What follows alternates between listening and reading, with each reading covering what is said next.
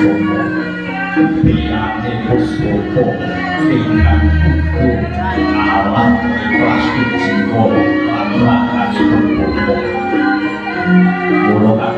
sapa iku iki kowe ojo nangis kowe ojo nuntut elangan wong liya sebab wis ana suwiye kang bisa ngarsa marang kowe perlu sejamu para ibu lagi wiwit wiwit tak pari terkadang setya lati yono pujo lati yo setya lati asmo kinaryo jopo kowe aja nganti lewati marang guru lagi yo aja menceng alismu mengkos tapak aku memang jopo kawan undang suruh pengastu pensolat kemarin kukuhan mas korosok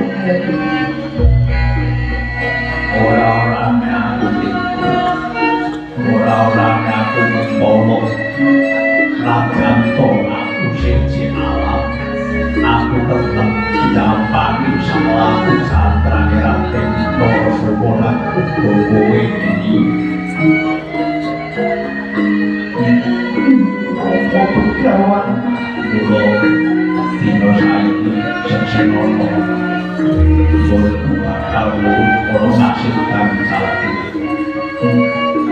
bocah katamu katamu sik sang rahayu Setyawati pembahasan namung waspo ingkang ngrahake kulit mata longkonan perpeki sang Gagaspati sami mulus curiga sang Narasoma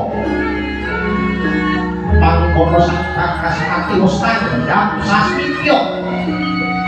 yos nakal dan megosaken sikutipun ingkang miring dan papanaken sakala tanggap ing sasmita Raden Narasoma curiga yo den pamaken sikut ingkang miring baru saya tahu rodo salimaning sang Begawan Bagaspati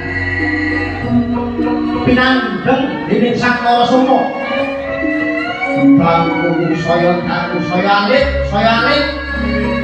plas kari mrica sak lubut wanggane sang Begawan Bagaspati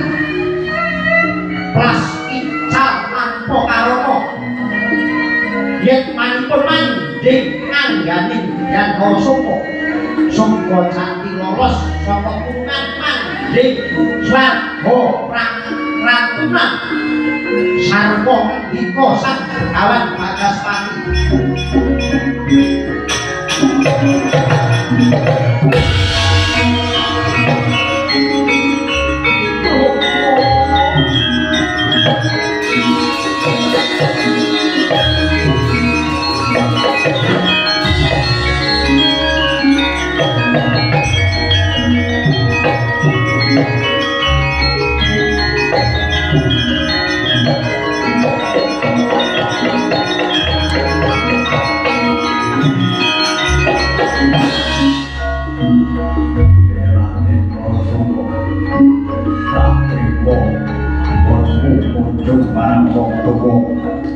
Pengestu tempo kekelemahan aku nantian aku dikelasake jiwa aku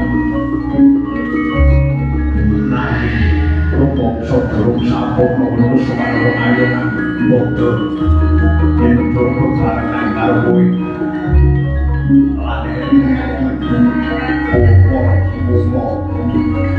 besok kali kowe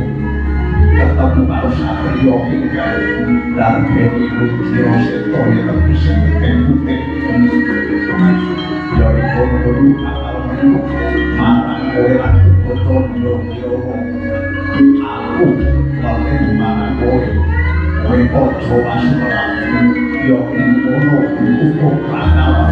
melu aku maneh karo nuwak wae